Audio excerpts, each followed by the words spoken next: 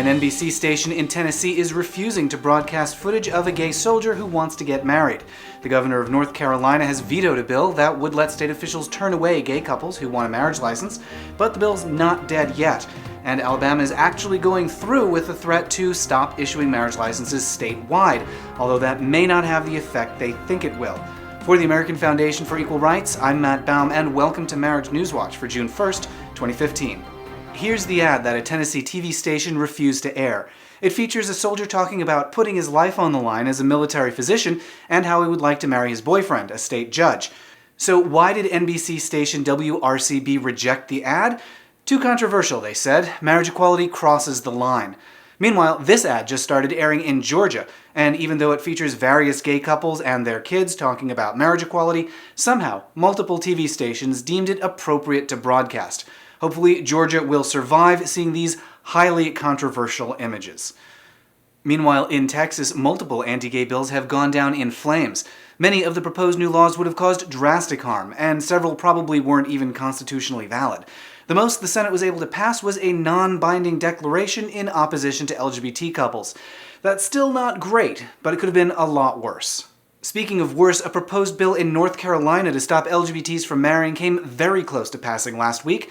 The law would have allowed state officials to choose which citizens they want to serve or turn away, in effect using personal preference to overrule their oath of office. Governor Pat McCrory vetoed the bill after it passed the legislature, but there's still enough votes to override the veto if legislatures really want to push for it. Lawmakers in Alabama have been threatening to do away with marriage licenses altogether, and now it looks like they may actually be making good on their threat. The Senate has passed a bill that stops the state from issuing licenses to any couple, gay or straight. The impact of that is actually pretty minimal. Anyone can still get married. They just don't need to fill out as much paperwork from the state. So, okay. We'll have a ruling from the Supreme Court on marriage very soon, which could settle the issue nationwide once and for all, or it could prolong the fight indefinitely. Subscribe here on YouTube to stay up to date. For the American Foundation for Equal Rights, I'm Matt Baum. Thanks for watching, and we'll see you next week. Ladies and gentlemen, please give it up for Mel!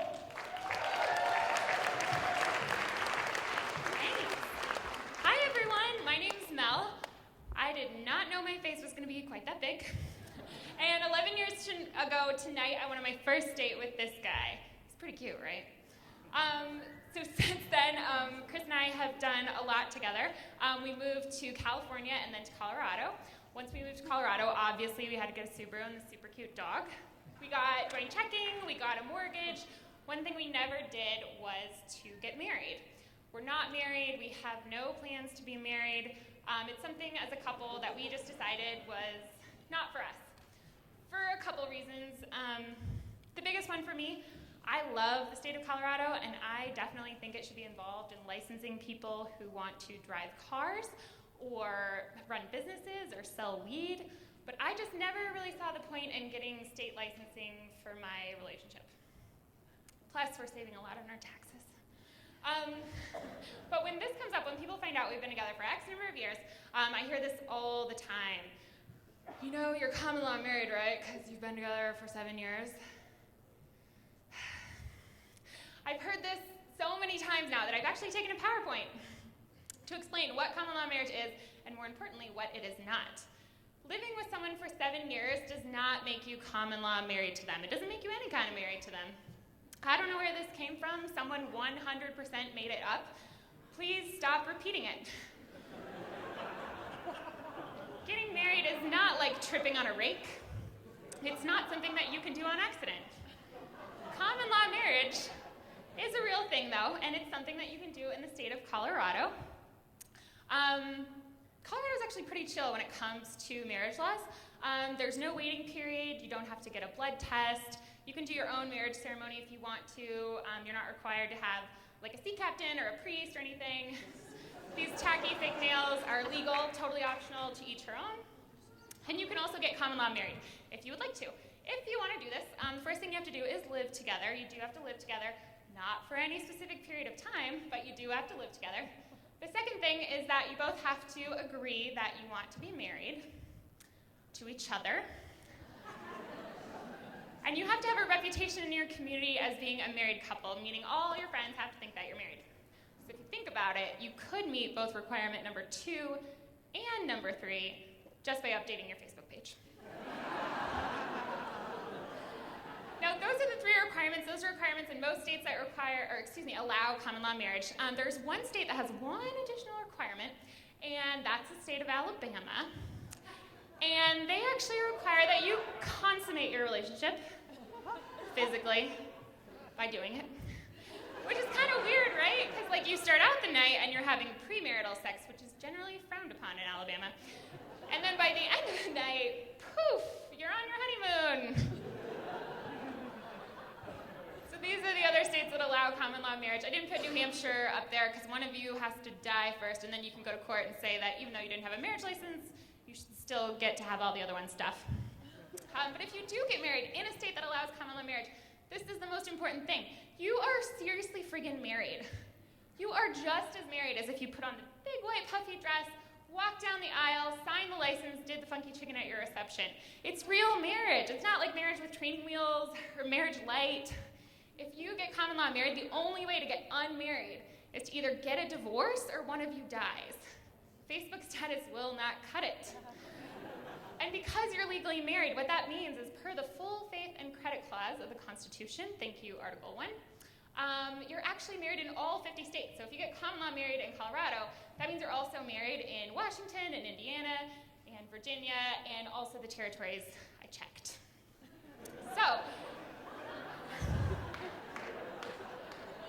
you guys are nice. Are any of you, so if you're if you're interested in getting married, is anyone here engaged? Oh, great. Anyone thinking about getting engaged? Anyone just like look awkwardly at your date?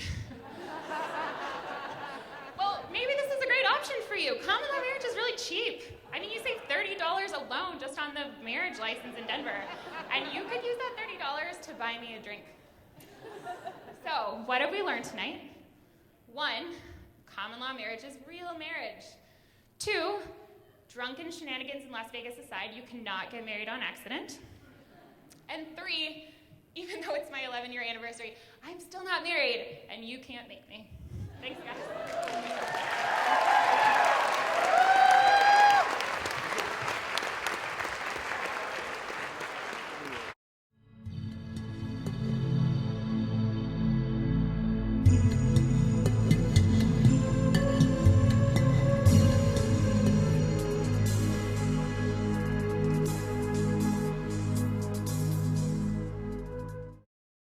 Bismillah ar-Rahman ar-Rahim. The misconception that we are going to discuss today relates to one of the marriages of the Prophet Muhammad sallallahu alaihi wasallam. Now, it is known that the Prophet Muhammad sallallahu alaihi wasallam married Zainab bint Jahash, who was his cousin. And now this marriage has come into discussion, and a lot of objections have been raised against it. And the primary reason is that one of the books, Muslim history books, the Tarikh of Abu Ja'far, Ibn Jarir Tabri, has recorded a certain incident vis-a-vis this marriage, which has become a basis of objection on the personality of the Prophet Muhammad sallallahu alaihi wasallam. It is recorded in this book of history that once when the Prophet was visiting the house of Zayd ibn Harisa, who was his adopted son, he was also a slave, and he had liberated him and had adopted him as his son. Once when he was visiting his house after his marriage with Zainab bint Jahash, Zayd, of course, was not at home, and Zainab, it is said, was changing her clothes, and Ma'azallah, the Prophet Muhammad saw her while changing her clothes, and he fell for her. And Nauzubillah, it is said that it was here that the Prophet Muhammad was actually thought of the fact that he would like to marry Zainab. And when Zayd bin Harisa came to know that the Prophet had visited his house, and he also came to know of the details, he at once went to the Prophet and said that he'd like to divorce his wife Zainab so that he could marry him. And this whole incident is recorded in the Tarikh of Abu Ja'far Tabri.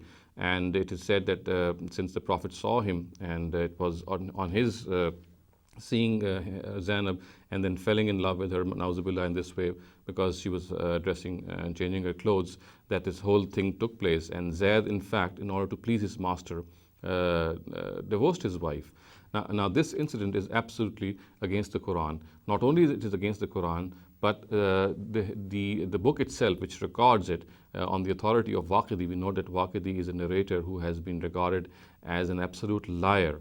an absolute filthy liar by the narrators, by the muhaddisun, and they do not regard him to be trustworthy at all. This incident has been recorded on his authority, so therefore it cannot be accepted at all. It has been recorded by a person who we know our muhaddisun have called a liar. He is an absolute person who has no basis, who cannot be regarded as trustworthy at all. Now, if we study the Quran also, we find that the whole issue is an entirely different perspective than what this book of history in this particular section tells us.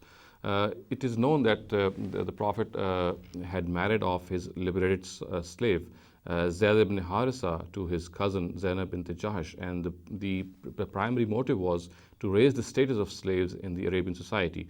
We know that slavery was rampant in the Arabian society, and in order to do away with this evil custom and to raise the status of slaves, one of the measures which was adopted by the Prophet Muhammad sallallahu alaihi wasallam was to marry off his paternal cousin Zainab bint Jahash with his liberated slave, who was also incidentally his adopted son Zayd ibn Harisa, so that the status of slaves could be raised in the society.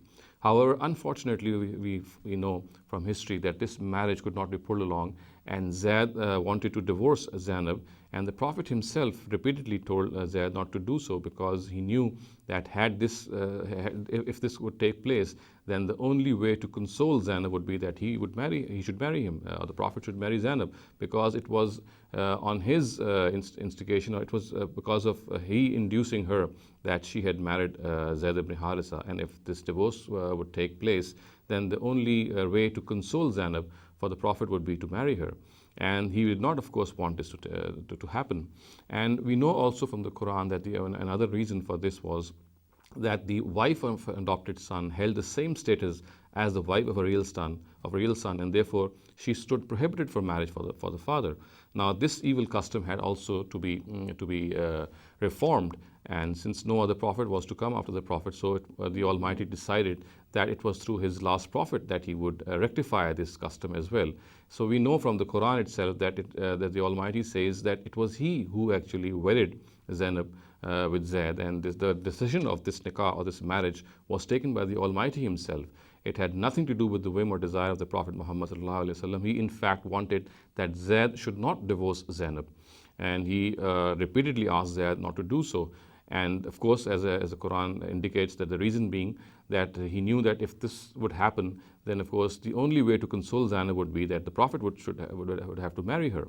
And the other thing, as I said, was the Quran. The Almighty also wanted to reform the custom of the father not marrying the wife of his adopted son, since the adopted son does not hold the same status as a real son. So this custom also needed to be rectified. It needed to be reformed.